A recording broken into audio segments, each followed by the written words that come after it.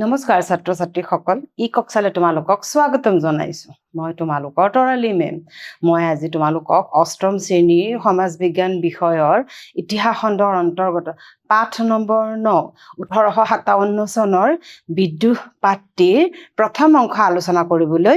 গৈ আছোঁ। এই পাঠটিত তোমালোকে 1857 চনৰ বিদ্ৰোহৰ প্ৰকৃতি লগতে কি কাৰণত এই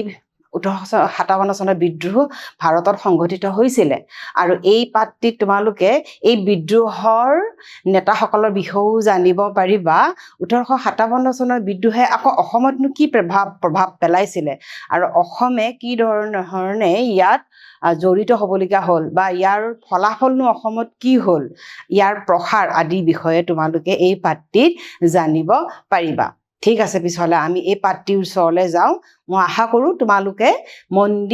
মনোযোগ দি এই পাঠটি তোমালোকে শুনিবা বা ইয়াৰ পৰা লাভ ল'বলৈও চেষ্টা কৰিবা। ঠিক আছে, পিছলৈ এই পাঠটিলৈ যাওঁ আহা।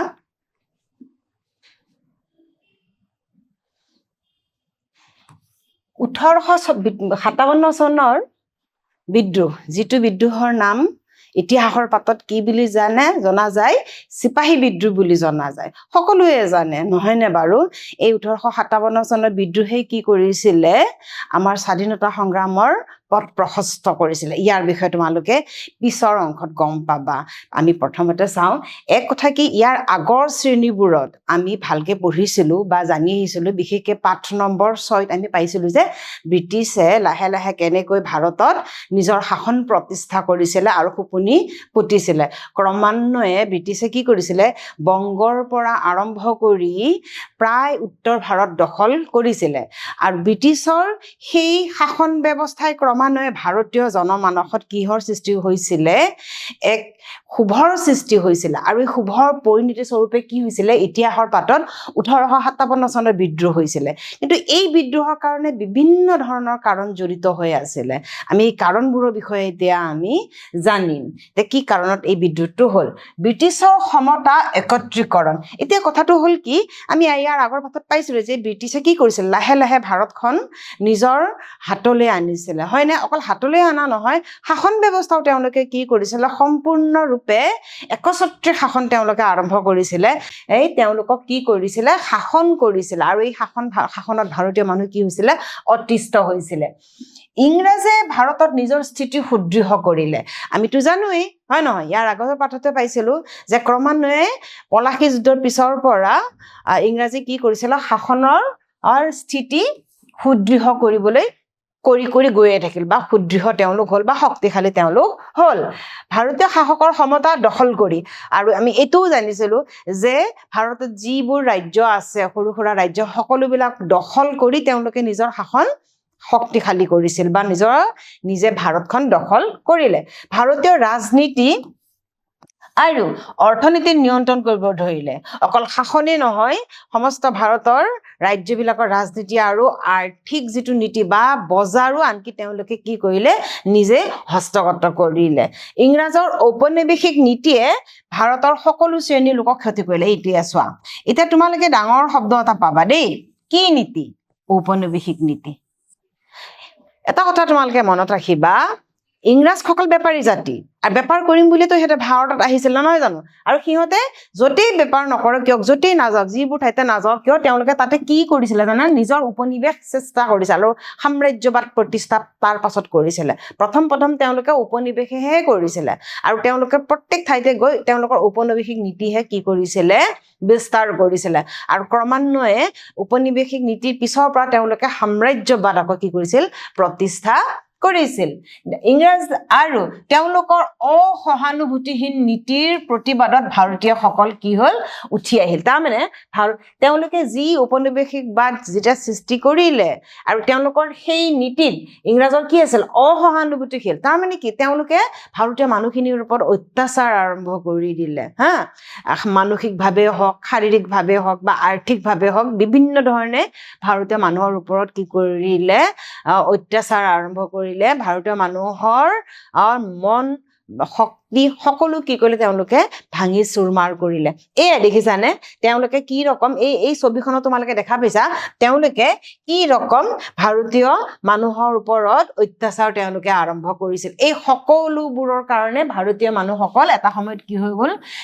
ব্ৰিটিছৰ এগেইনষ্টে থিয় হ'বলৈ বা তেওঁলোকৰ এগেইনষ্টে বা তেওঁলোকৰ বিৰুদ্ধে বিদ্ৰোহ কৰিব বিপ্লৱ কৰিবলৈ তেওঁলোক উঠি পৰি লাগিলে মুঠতে যিয়ে নহওক এটা কথা মনত ৰাখিবা তেওঁলোকৰ ঔপনিৱেশিক নীতিয়ে তেওঁলোকৰ যিবোৰ নীতি তেওঁলোকে হাতত ল'লে ভাৰতখন শাসন কৰিবৰ কাৰণে সেই নীতিয়ে ভাৰতীয় মানুহক কি কৰি পেলালে অসন্তুষ্টি সৃষ্টি কৰি পেলালে ঠিক আছে এতিয়া চাওঁ 1857 চনৰ বিদ্ৰোহ 100 বছৰে ব্ৰিটিছ শাসন শোষণৰ বিৰুদ্ধে গণবিদ্ৰোহ এতিয়া কথাটো হ'ল কি পলাশী যুদ্ধৰ পিছৰ পৰা পলাশী যুদ্ধ কেতিয়া আছিল তোমালোকৰ মনত আছেনে পলাশী যুদ্ধ হৈছিলে 1757 চনত আমি ইয়াৰ আগৰ পাঠটোত পালো এতিয়া বিদ্ৰোহ হৈছিলে সিপাহী বিদ্ৰোহ হৈছিলে কেতিয়া 1857 চনত হয়নে তোমালোকে ভাবা 1757 পৰা 1857 মাজত কিমান পাৰ্থক্য আছে কিমান বছৰৰ পুৰাপুৰি 100 বছৰৰ পাৰ্থক্য এই 100 বছৰীয়া তেওঁলোকৰ শাসনত আমাৰ ভাৰতীয় মানুহক কি হ'ল তেওঁলোকক শোষণৰ বলি হ'বলগীয়া হ'ল তেওঁলোকে ভাৰতীয় মানুহক কি কৰিলে শোষিত কৰিলে শোষণ কৰিলে যাৰ বিৰুদ্ধে কি হ'ল ভাৰতীয় মানুহে কি কৰিবলৈ বাধ্য হ'ল গণবিদ্ৰোহ কৰিবলৈ বাধ্য হ'ল কোনো এটা শ্ৰেণীত সীমাবদ্ধ নহ'ল আনকি তেওঁলোকে যি শোষণ নীতি তেওঁলোকে ল'লে ইয়াত কোনো শ্ৰেণী বাদ নপৰিলে তাৰমানে সকলো মানুহৰ ওপৰতে তেওঁলোকে কি কৰিলে এই শোষণ নীতি তেওঁলোকে কি কৰিলে প্ৰয়োগ কৰিলে হয় নহয় ই বছৰ বছৰ ধৰি প্ৰতিফলিত কৰিছিল তাৰমানে চোৱা এক কথা কি যে বিভিন্ন ভাৰতৰ প্ৰত্যেকখন ৰাজ্যতে চুকে কোনে সমস্ত ভাৰততে ব্ৰিটিছে কি কৰিছিল নিজৰ শাসন প্ৰতিষ্ঠা কৰিছিল হয় নহয় কোৱা এই শাসনত তেওঁলোক কি হৈ গৈছিল অতিষ্ঠ হৈছিল তোমালোকক মই অলপ আগতে ক'লো আৰু ই এদিনৰ কাম নহয় ই বছৰৰ পাছত বছৰ ধৰি ধৰি মানুহৰ মনত কি হৈ আছিল খুব প্ৰকাশিত হৈ আছিল খুবিত হৈ আছে তেওঁলোক ভিতৰি ভিতৰি আৰু তেওঁলোকে চেষ্টা কৰি আছিল তেওঁলোকৰ এই খুব কি দৰে তেওঁলোকে প্ৰকাশ কৰিব পাৰে আৰু ক্ৰমান্বয়ে তেওঁলোকে সুবিধাও পাব চাবা তেওঁলোকৰ খঙৰ কিহৰ কাৰণে খং হৈছিল খং দমন কৰা বঞ্চনা প্ৰতাৰণা দুৰ্দশা এইবোৰ কাৰণত ভাৰতীয় মানুহসকল কি হৈছিল ক্ষোভিত হৈ আছিল কাৰ বিৰুদ্ধে ব্ৰিটিছৰ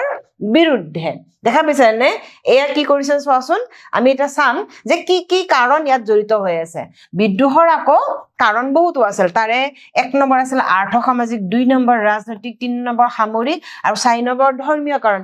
এই কাৰণবোৰ জড়িত হোৱাৰ পিছতহে বিদ্ৰোহীসকলে বা আমাৰ ভাৰতীয় মানুহে কি কৰিছিলে ব্ৰিটিছৰ বিৰুদ্ধে বিদ্ৰোহ কৰিবলৈ অগ্ৰহান্বিত হ'ল আৰু তেওঁলোকে পাছত ঠিক কৰিলে কি যে আমি এতিয়া কি কৰিব লাগিব ব্ৰিটিছৰ বিৰুদ্ধে কি কৰিব লাগিব যুদ্ধ নহয় বিদ্ৰোহ কৰিবই লাগিব বিশেষকৈ এইবোৰ কাৰণ ইয়াৰ জড়িত হৈ আছে আমি এতিয়া এই কাৰণবোৰৰ বিষয়ে অকণমান বিশ্লেষণ কৰিম তোমালোকে অকণমান মন দি শুনিবা দেই প্ৰাক-ব্ৰিটিছ যুগৰ ভাৰতবৰ্ষ আছিল এখন গ্ৰাম্য প্ৰধান দেশ তাৰমানে ব্ৰিটিছ যেতিয়া অহা নাছিলে তাৰ আগত ভাৰতবৰ্ষ এখন কি আছিল গ্ৰাম্য প্ৰধান দেশ গ্ৰাম্য প্ৰধান বিশেষকৈ কৃষিভিত্তিক কৃষিক লৈয়ে মানুহে কি হৈ আছিলে জড়িত হৈ আছিল খেতি কৰিছিল আৰু তেওঁলোকৰ জীৱন সুখৰে ভৰপুৰ আছিলে তাৰমানে কি কৰ্ম কৰিছিল ভাত খাইছিল কৃষি কৰিছিল তেওঁলোকে ভাত খাইছিল হয় নহয় এইটো ব্ৰিটিছ নোহোৱাৰ আগৰ কথা দেই যেতিয়া ব্ৰিটিছ আহিলে তাৰ পাছত কি হ'ল বৃহৎ শিল্প উদ্যোগৰ পৰিৱৰ্তে হস্ত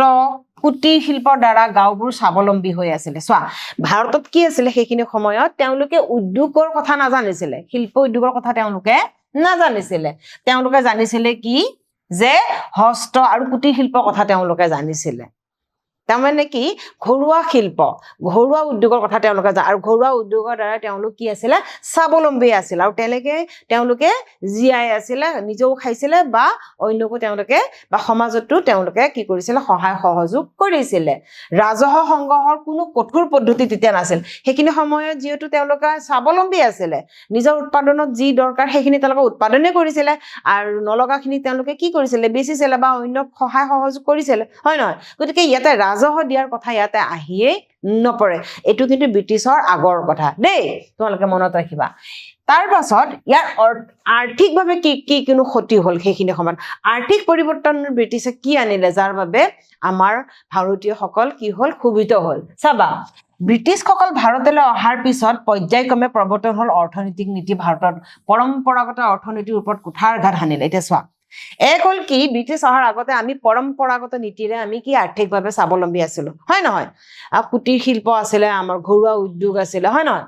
আমাৰ ভাৰতত কি নাছিলে উদ্যোগ নাছিলে কিন্তু ব্ৰিটিছসকলে অহাৰ লগে লগে তেওঁলোকে অৰ্থনৈতিক নীতি আৰম্ভ কৰিলে আৰু এই অৰ্থনৈতিক নীতিয়ে কি কৰিলে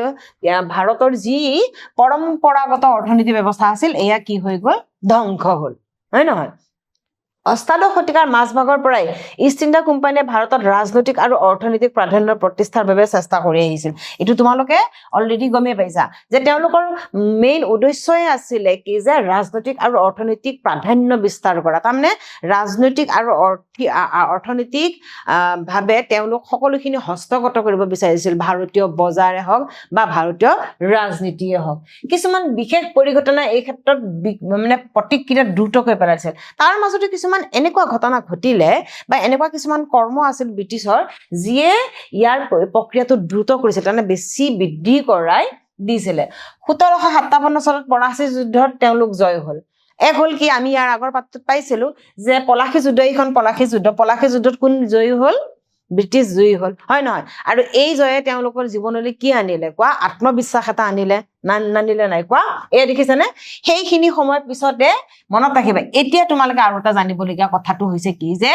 ইংলেণ্ডত আকৌ সেইখিনি সময়তে এই পলাশী যুদ্ধৰ সময়ত ভাৰতৰ যেতিয়া পলাশী যুদ্ধ বা সেই 1700 শতাব্দী সময়ৰ মই কথা তোমাক কৈ আছো দেই সেইখিনি সময়ত আকৌ ইংলেণ্ডত কি হৈছিল জানা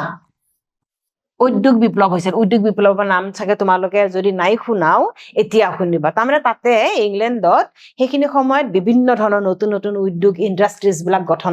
গঠন হ'বলৈ ধৰিলে ইংৰাজৰ মেইন ঘাটি যিটো তেওঁলোকৰ যিটো হেড কোৱাৰ্টাৰ দেখিছানে এয়া উদ্যোগ বিলাক এই দেখিছানে এয়া কল কাৰখানা এইবোৰ উদ্যোগ দেখা পাইছানে এইবিলাক ক'ত হ'ল এইবোৰ হৈছে ইংলেণ্ডত সেইখিনি সময়ত দেই আৰু এই উদ্যোগে এই ইংলেণ্ডৰ উদ্যোগে কিন্তু কি হ'ব ভাৰততো কি কৰিব প্ৰভাৱ পেলাব চাবা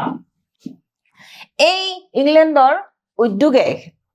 ভাৰতৰ ওপৰত কেনেকৈ পৰিণতি কি প্ৰভাৱ পেলালে চাওঁ ভাৰতবৰ্ষক ব্ৰিটিছ উপনিৱেশলৈ ৰূপান্তৰিত কৰিলে এয়া চোৱা এক হ'ল কি যে ভাৰতত ইংলেণ্ডত কি হৈছিলে কুটিৰ শিল্প বিপ্লৱ আৰম্ভ হ'ল তাতে উদ্যোগ ইণ্ডাষ্ট্ৰিজ আৰম্ভ হ'ল নহয় তাতে উৎপাদন হ'ল আচ্ছা বস্তু যদি উৎপাদন হয় সেই বস্তু বেচিবলৈ কি লাগিব বাৰু কোৱাচোন বজাৰ নালাগিবনে গতিকে এই ভাৰতৰ নিচিনা ঠাই যিবোৰ ঠাই ব্ৰিটিছে দখল কৰিছে বা ইষ্ট ইণ্ডিয়া কোম্পানীৰ দ্বাৰা ব্ৰিটিছে দখল কৰিছে সেই দখল কৰা ঠাইবোৰ তেওঁলোকৰ কাৰণে এক প্ৰকাৰ কি জানা উপনিৱেশ তাৰমানে বজাৰলৈ পৰিৱৰ্তন হ'ল ইংলেণ্ডত উৎপাদিত হোৱা বস্তুবোৰ ক'ত বিক্ৰী কৰিব এতিয়া তেওঁলোকে এই উপনিৱেশবোৰত য'ত য'ত তেওঁলোকে দখল কৰিছে যেনে আমাৰ ভাৰতবৰ্ষ তাত কি হ'ল আমাৰ ভাৰতখন এক প্ৰকাৰ তেওঁলোকৰ কি সৃষ্টি হ'ল ভাৰতখন এক প্ৰকাৰ তেওঁলোকৰ কাৰণে বজাৰলৈ ৰূপান্তৰিত হ'ল আচ্ছা ভাৰত যদি বজাৰ হয় তো ভাৰতীয় মানুহে কি কৰিব তেওঁলোকৰ থলুৱা বস্তুটো এতিয়া নলয় ন তো উপায় নাপায় তেওঁলোকে কি কৰিব লাগিব যে ব্ৰিটিছত বা ইংলেণ্ডত উৎপাদিত সামগ্ৰীয়ে তেওঁলোকে ল'ব লাগিব নহয় নে হে ইংৰাজে কি কৰিলে ভাৰতৰ পৰা আমদানি কৰা কেঁচা মাল এতিয়া এইটোতে তোমালোকে আৰু এটা জানিবলগীয়া কথা শুনিবা কেঁচা মালৰ কথা তোমালোকে জানিবা এতিয়া এক হ'ল কি ইংলেণ্ডত যে যিবোৰ বস্তু ইংৰাজে উৎপাদন কৰিলে সেই বস্তু উৎপাদন কৰোঁতে তাৰ কেঁচা মাল লাগিবনে নাই হয় নহয় যে কেঁচা মালৰ পৰাহে বস্তুবোৰ উৎপাদিত হয় এই কেঁচা মাল আকৌ তেওঁলোকে ক'ৰ পৰা সংগ্ৰহ কৰিলে জানানে আমাৰ ভাৰতৰ পৰা তেওঁলোকে আমদানি কৰিলে তাৰমানে ভাৰতৰ পৰা সেই কেঁচা মালবোৰ ক'লে নিলে ইংলেণ্ডত নিলে তাতে উৎপাদন কৰিলে আকৌ উৎপাদিত বস্তুবোৰ আকৌ তেওঁলোকে ক'লে লৈ আহিলে বজাৰ হিচাপে ভাৰতলৈ লৈ আহিলে ভাৰতীয় বজাৰত বিক্ৰী কৰিবলৈ দেখা পাইছানে সেইকাৰণে ব্ৰিটিছক বা ইষ্ট ইণ্ডিয়া কোম্পানী কি বুলি কয় এটা বেপাৰী জাতি কেনেকে সিহঁতে কি কৰিলে ঠাই এখন কেনেকে লুটিলে ভাবা আমাৰ পৰাই কেঁচা মাল নিলে আৰু উল্টা আমাকেই বস্তু বিক্ৰী কৰিলে ইংৰাজৰ এই অৰ্থনৈতিক নীতিয়ে সাধাৰণ মানুহৰ জীৱনলৈ বৃহৎ দুৰ্দশা আৰু ধ্বংস কৰি আনিলে এতিয়া তোমালোকে নিজেই ভাবা ভাৰতীয় মানুহৰ জীৱন কি হ'ব ধ্বংস নহ'বনে দুৰ্দশালৈ আহি নপৰি মানে তেওঁলোকৰ জীৱনলৈ কাৰণ তেওঁলোকৰ থলুৱা উদ্যোগবোৰ কি হৈ গ'ল ধ্বংস হৈ গ'ল তেওঁলোকৰ কৰ্ম হাতৰ পৰা গুচি গ'ল তেওঁলোক ভাৰতৰ পৰাই কেঁচা মাল নিব আকৌ ভাৰততে বেচিব এটা ভাৰতীয় মানুহ কি কৰিব উপায়টো নাই নহয় জানো ইয়াৰ ফলত কি হ'ল চাবা ইয়াৰ পৰিণাম স্বৰূপে 19বিংশ শতিকাৰ প্ৰথমাৰ্ধত ভাৰতবৰ্ষত কেইবাটাও দুৰ্ভিক্ষ সৃষ্টি হ'ল এয়া চোৱা তো ক্ৰমান্বয়ে ভাৰতীয় মানুহৰ হাতৰ পৰা যদি কৰ্ম নোহোৱা হয় বা কৰ্মস্থাপন বা সংস্থাপন যদি তেওঁলোকৰ নোহোৱা হয় থলুৱা উদ্যোগবোৰ যদি বন্ধ হৈ যায় তো ভাৰতীয় মানুহৰ জীৱনলৈ কি আহিব কোৱা দুৰ্ভিক্ষ আহিব নাই কোৱা আৰু এনেকৈ কেইবাটাও সেইখিনি সময়ত দুৰ্ভিক্ষই দেখা দিলে তাৰপিছত কৃষিৰ ওপৰত তেওঁলোক কি প্ৰভাৱ পৰিলে চাবা কৃষিৰ ওপৰত তেওঁলোকে কেনেকুৱা ধৰণৰ পৰিৱৰ্তন আনিলে যিহেতু ভাৰত এখন কৃষি প্ৰধান দেশ তোমালোকে জানাই কিন্তু কোম্পানী চৰকাৰে এই খণ্ড উন্নয়নৰ বাবেও কিছুমান পদক্ষেপ ললে কৃষি উন্নয়নৰ কাৰণে পদক্ষেপ লৈছে তোমালোকে ইয়াৰ আগৰ পাত্তিত পাইছিলা যেনে লৰ্ড ডেলহাউছিয়ে কি সৃষ্টি কৰিছিলে চিৰস্থায়ী বন্দোবস্ত কৃষিৰ ওপৰতো পৰিৱৰ্তন আনিছিল নহয় জানো কোৱা বৰঞ্চ তেওঁলোকে মাটিৰ ৰাজহ বৃদ্ধি কৰিছিল এয়া চোৱা আৰু তেওঁলোকে কি কৰিছিলে যে কৃষকক মাটি দিছিল কিন্তু আৰু ৰাজহৰ পৰিমাণটো তেওঁলোকে বৃদ্ধি কৰিছিল যে ভাৰতীয় মানুহে খেতি কৰক কষ্ট কৰক কিন্তু সময়মতে কি কৰিব লাগিব ব্ৰিটিছক ৰাজহ দিবই লাগিব কৃষকসকলক মধ্যভোগী আৰু ধনদাতাও শোষণ কৰিছিল আনকি চোৱা আমাৰ যিবোৰ মধ্যভোগী মানুহ আছিলে আৰু যিবোৰ জমিদাৰী কিছুমান নতুনকে সৃষ্টি হোৱা জমিদাৰী বিষয় তোমালোকে পঢ়িলা ইয়াৰ আগৰ শ্ৰেণীত তেওঁলোকো কি কৰিছিলে কৃষকসকলক শোষণ কৰিছিলে এয়া দেখিছেনে সেইখিনি সময়ত মানুহৰ দুৰাৱস্থা যেতিয়া দুৰ্ভিক্ষ হৈছিল মই যে ক'লো দুৰ্ভিক্ষত মানুহৰ কেনেকুৱা দুৰাৱস্থা হৈছিল এই ছবিখন চালে তোমালোকে গম পাবা দেখিছানে পৰিস্থিতি কেনেকুৱা এটা হৈ গৈছিল কৃষকসকল গোটেই জীৱন প্ৰায় ঋণৰ বোজাত থাকিবলগীয়া হ'ল কৃষকে কি কৰিব বাৰু কোৱা যে ৰাজহ আদায় কৰিবলৈ তেওঁলোকেতো ঋণ ল'বই লাগিব গোটেই জীৱন তেওঁলোকৰ জীৱনলৈ কি আহিলে ঋণৰ বোজা আহিল এইখিনিৰ পৰা আমি এটা কথা জানি লওঁ চোৱা মানুহে ব্যৱসায় বাণিজ্য বা অন্য কাৰণত দল বান্ধি বিদেশত স্থায়ীভাৱে বাস কৰিবলৈ লোৱা ব্যৱস্থাকে উপনিৱেশ বোলে এতিয়া তোমালোকে ইয়াতে জানিব লাগে এটা ইম্পৰ্টেণ্ট কথা সেইটো হৈছে কি উপনিৱেশ কি সেইটো হৈছে ব্যৱসায় বাণিজ্য এই চোৱা অলপ আগতে মই তোমালোকক কৈছিলো যে ব্যৱসায় বাণিজ্যৰ কাৰণত যেতিয়া দল বান্ধি বিদেশত অন্য ঠাইত মানে স্থায়ীভাৱে যেতিয়া বসবাস কৰিব সেইটোৱে হৈছে উপনিৱেশ আৰু এই উপনিৱেশৰ লগত সংযুক্ত ৰাজনৈতিক আৰু অৰ্থনৈতিক নীতিকে ঔপনিৱেশিক নীতি বুলি জানে তোমালোকে এইটো মনত ৰাখিবা বহুত দৰকাৰী যেতিয়া উপনিৱেশ কোনোবা বিদেশী জাতিয়ে সৃষ্টি কৰিলে ন আৰু যিখন ঠাইত উপনিৱেশ সৃষ্টি কৰিলে সেই ঠাইৰ ৰাজনৈতিক আৰু অৰ্থনৈতিক নীতিত যদি তেওঁলোকে পৰিৱৰ্তন আনিলে ন বা তেওঁলোকৰ হাতলৈ হস্তগত হ'ল বা তেওঁলোকৰ হাতলৈ আহিলে তেতিয়া সেই উপনিৱেশ গৈ কিনে কি হ'বগৈ ঔপনিৱেশিক নীতি কি নীতি ঔপনিৱেশিক নীতি এইটো তোমালোকে মনত ৰাখিবা ইয়াকে কয় ঔপনিৱেশিক নীতি চোৱা ইয়াৰ পাছত আৰ্থিক নীতিৰ পিছত তেওঁলোকে আৰ্থিকভাৱে জুৰুলা কৰাৰ পিছত ব্ৰিটিছ ইষ্ট ইণ্ডিয়া কোম্পানী আকৌ প্ৰশাসনিক ক্ষেত্ৰতো মানুহখিনি কি কৰিছিলে জুৰুলা কৰিছিল কেনেকৈ কৰিছিল চাবা প্ৰশাসনিক ক্ষেত্ৰত কেনেকৈ মানুহবোৰ সুবিধ হৈছিলে ব্ৰিটিছ প্ৰশাসনিক নীতিয়ে অভিজাত শ্ৰেণী মধ্যবিত্ত শ্ৰেণী আৰু সশস্ত্ৰ বাহিনীক একেদৰে প্ৰভাৱিত কৰিছিলে এক হ'ল কি অভিজাত শ্ৰেণী যিখিনি ধনী মানুহ আৰু তাৰ পাছত আছিলে কি মধ্যবিত্ত শ্ৰেণী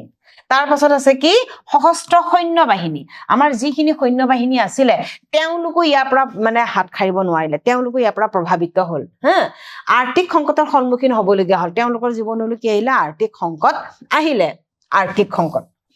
এওঁলোকে প্ৰদান কৰা পূৰ্বৰ বহু সুবিধাৰ পৰা তেওঁলোক বঞ্চিত হ'ল এতিয়া চোৱা যিখিনি সুবিধা এই ব্যক্তিখিনিৰ লগত আছিলে এই সকলোবিলাক সুবিধাৰ পৰা তেওঁলোক বঞ্চিত হ'বলগীয়া হ'ল বা ব্ৰিটিছে তেওঁলোকক ইয়াৰ পৰা কি কৰিলে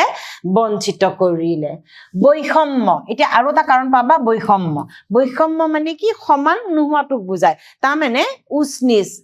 অসমানটোক কি ক'ব বৈষম্য এতিয়া কিহৰ ক্ষেত্ৰত বৈষম্য আনিলে তেওঁলোকে চোৱা ইয়াৰ উপৰিও বহু যোগ্য ভাৰতীয়ক চাকৰিৰ পৰা বঞ্চিত কৰিলে তাৰমানে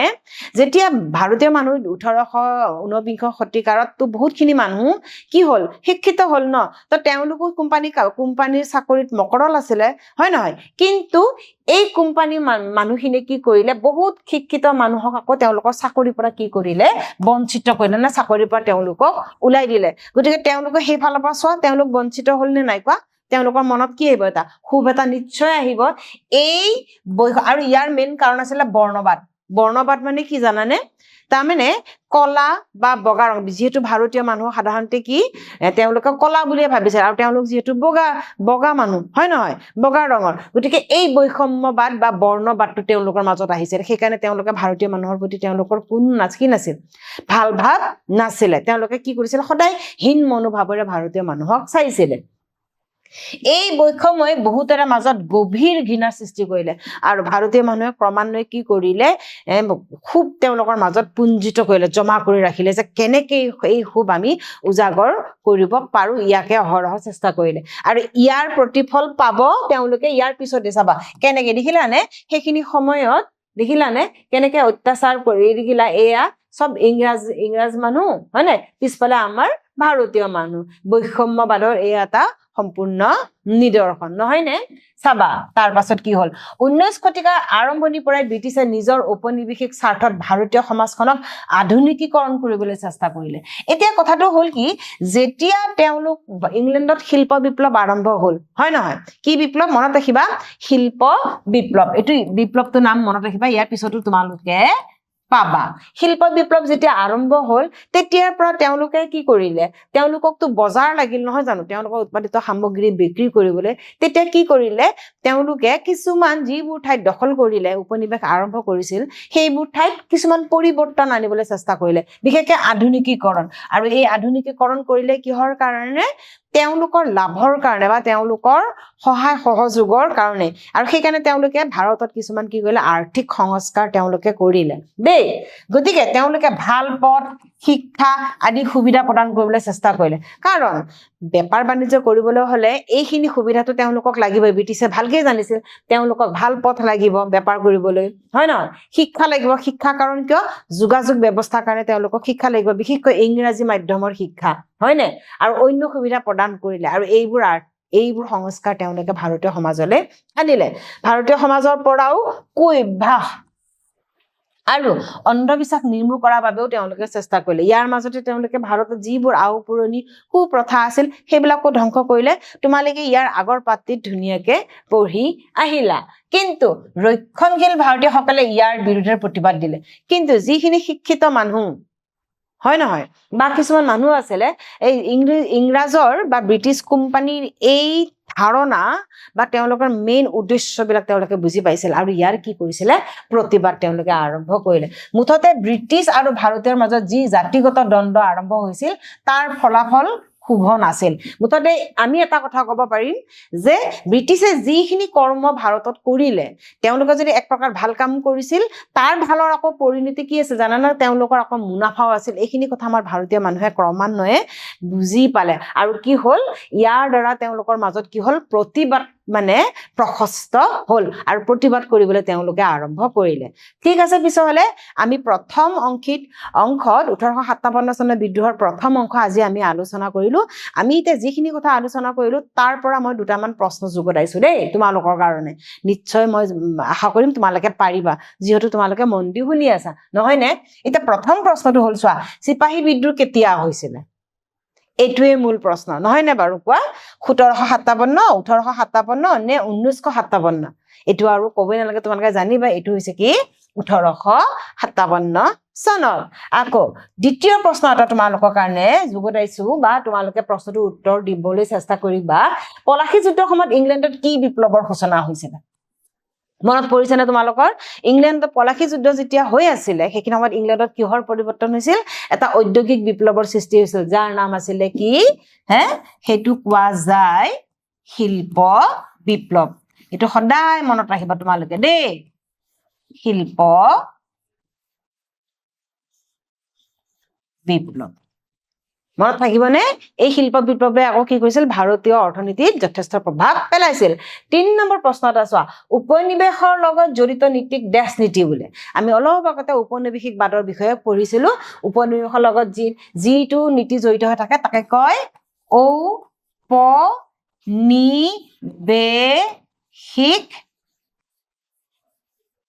নীতি মনত থাকিবনে ঔপনিৱেশিক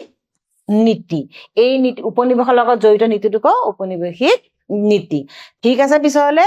আজিলৈ এইখিনিতে সমাপ্ত কৰিলোঁ। মই আশা ৰাখিছোঁ তোমালোকে প্ৰথম অংশটি ধুনীয়াকৈ চাগে বুজি পালা। ইয়াৰ পৰা তোমালোকৰ নিশ্চয় লাভ হ'ব বুলি মই আশা ৰাখিছোঁ। ইয়াৰ পিছৰ শ্ৰেণীত আমি আকৌ ইয়াৰ দ্বিতীয় অংশটো আমি আলোচনা কৰিম। ধন্যবাদ।